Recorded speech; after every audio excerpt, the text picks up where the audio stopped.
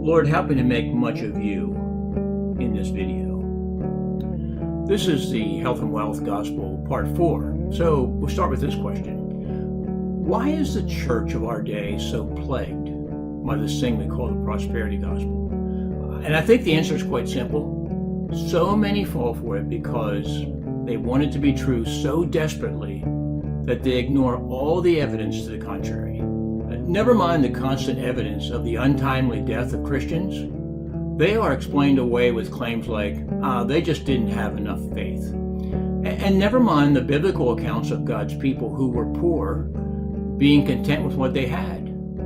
They just did not know as much as we do, would be the retort from the prosperity preachers. They just don't know what we know today. Maybe the most convincing truth ought to be this. Where is the evidence that godliness is the fruit of an easy life?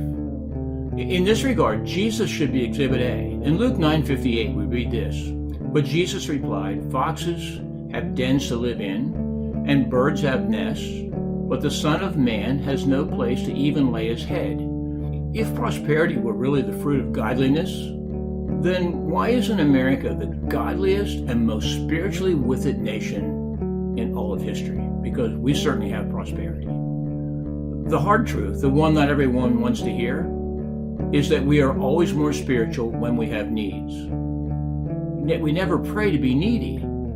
And to our shame, America is the chief exporter of a teaching that says to the third world things like, believe what we say and your crops won't fail.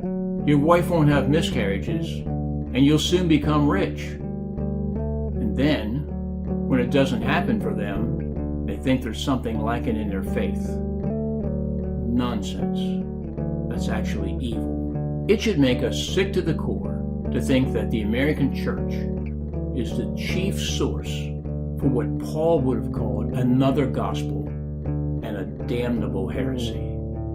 May we be part of the church that proclaims the truth that says, if you live only to be rich, you are a fool to be pitied. And if you're a proponent of the prosperity gospel, you'll be damned. I know, this message is not uplifting at all, but it's a message that must be heard simply because it's true. God is great, and God is good.